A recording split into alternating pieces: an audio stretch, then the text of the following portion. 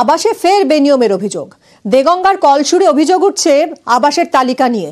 Panchayat tax দিলে বাড়ি মিলবে, যোগ্যদের তালিকা থেকে নাম বাতিলেরও অভিযোগ। আবাস তালিকা নিয়ে পঞ্চায়েত অফিসে গন্ডগোল বাধে।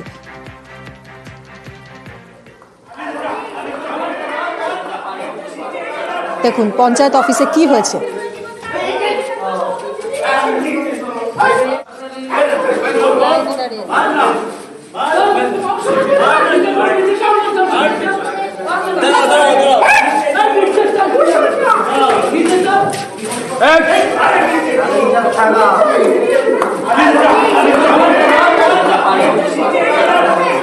রীতিমতো হাতাহাতি মারামারি বেঁধে যায় পঞ্চায়েত অফিসে। কথা বলবো জিয়াউল আমাদের প্রতিনিধির সঙ্গে। জিয়াউল, কি হয়েছে, কি অভিযোগ উঠছে? এই যে পঞ্চায়েতের ট্যাক্স দিলে তবে বাড়ি মিলবে, এই দাবি করছে কে?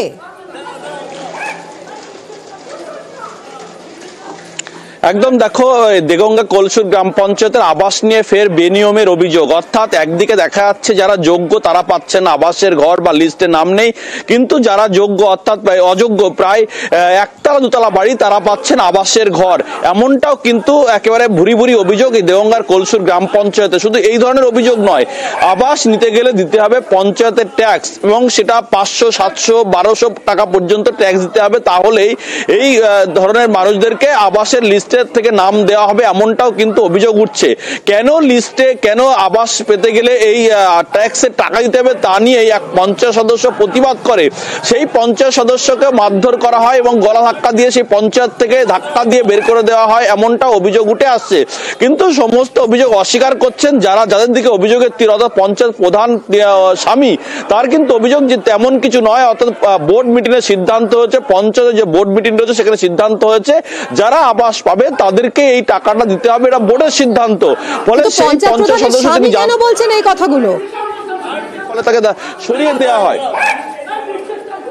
একদম দেখো, এখানেই পঞ্চায়েত সদস্যরা স্পষ্ট অভিযোগ যে যেখানে পঞ্চায়েত প্রধান রয়েছেন, উপপ্রধান রয়েছেন, আরো অন্যান্য পঞ্চায়েত সদস্যরা রয়েছেন, তারা কোনো প্রতিবাদ না করলেও কেন পঞ্চায়েত প্রধান এখানে, পঞ্চায়েত প্রধানের স্বামী এখানে এসে আঙুল তুলছেন, এবং কেন তিনি কোনো বোর্ড মেম্বার না হয়েও একজন পঞ্চায়েত সদস্যকে ধাক্কা দিয়ে, গলা ধাক্কা দিয়ে বার করে দেওয়ার অভিযোগ উঠছে।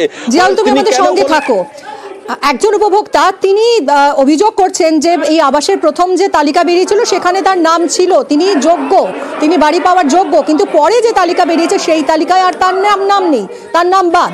এবং পঞ্চায়েতের পক্ষ থেকে তাকে আশ্বাস দেওয়া হয়েছে আরো একটা তালিকা বের হবে এবং সেই তালিকায় তার নাম থাকবে। শুনুন কি অভিযোগ করেছেন। লিস্টে নাম ছিল, হ্যাঁ, তারপরে কি হলো? তারপরে কি পঞ্চায়েতে গিয়েছি, গিয়ে যাওয়ার পরেই বলছে ট্যাক্স কাটতে হবে, ট্যাক্স না কাটলে কোনো অ্যালাউ হবে না। তার লোকের কাছ থেকে ধার করে নিয়ে আমি করলাম। কত টাকা? 500 টাকা নিয়ে ট্যাক্স কাটলাম, কেটে উপরে গেলাম, গিয়ে বলছে এখানে লিস্টে নাম নেই, পরের বার দেখা যাবে। ঘর পেতে গেলে টাকা দিতে হবে এরকম কোনো ব্যাপার আছে? না, এরকম কোনো নোটিশ টাঙানো আছে পঞ্চায়েতে? না না নেই, সবার কাছ থেকে নিচ্ছে। হ্যাঁ, সবাই ট্যাক্স কাটছে। হ্যাঁ, আমি ওই হিসেবে আমরা বলেছে বলে আমরাও কাটলাম। মেম্বার চেঁচামেচি করেছে, প্রতিবাদ করেছে। গরিব মানুষ, হ্যাঁ গরিব মানুষ কোথায় পাবে এক্ষুনি এই মুহূর্তে, তো আপনারা জানাননি কেন আগের থেকে?